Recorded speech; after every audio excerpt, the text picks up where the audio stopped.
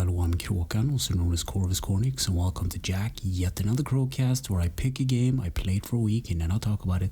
This week's game is actually not a game at all, it's a handheld called My Arcade Data East Hits. And it's a bit unclear who developed it and published it, but there was a US-based company that designed it, maybe it was Dream Gear.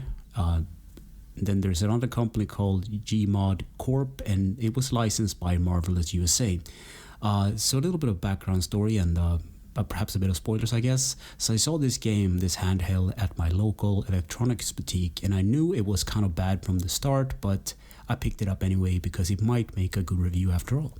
So this pocket arcade machine, this handheld, contains a couple of NES games: Burger Time, Bad Dudes, Cave Ninja, Side Pocket, Heavy Barrel, Karate Champ, Breakthrough, and B-Wing, and 3 other games that are basically Chinese knockoff games. So to describe the handheld, it has a purple back, and the front is purple, going from purple to orange in like a sunsetting manner. It reminds me of the early Data East games actually. It has this late 80s, early 90s vibe to it. It has a width about 13.5 centimeters or 5.5 inches, a height about 6.5 centimeters or 2.5 inches. The depth is 2 centimeters, which is about 0.5 inches. Then the screen size is actually 7 centimeters, which is about 2.7 inches. It's a very plasticky handheld. So it also has a D-pad, which is also very plasticky, and it has an A and B button just like a NES, but they are inverted. So normally when you play NES games, you jump with the A button, you punch with the B button. This messed up my brain so much this week playing because you're used to jumping with the A button, not with the B button. It has a reset button, it has a start button which starts up new games, it has an on and off button and a volume button plus and minus to that. And those are located where the trigger should be, so it's very uncomfortable to actually hold it because I would like to hold it as a PS4 controller, but that's not an option. It also has a 3.5 audio jack, it has USB charging, but it also takes batteries, 4 of them, for AAAs. It also has a wristband if you, it's like a drop protection thing, I guess.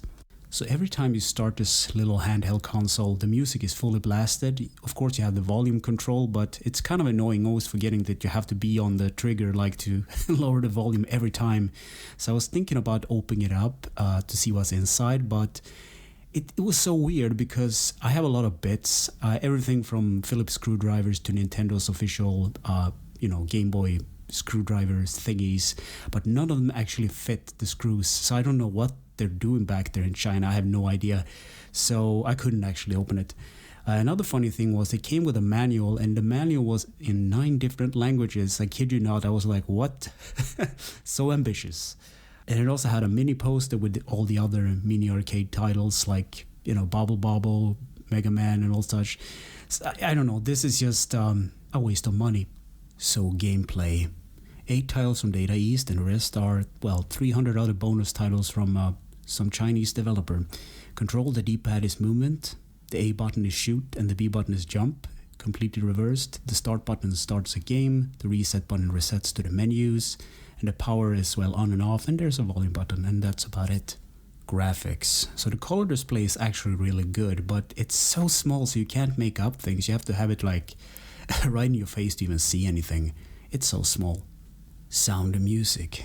The music is okay at best, but the speakers are super cheap, so maybe the headphone jack works better, but I didn't have an opportunity to try it because I don't have headphones with an actual jack on it.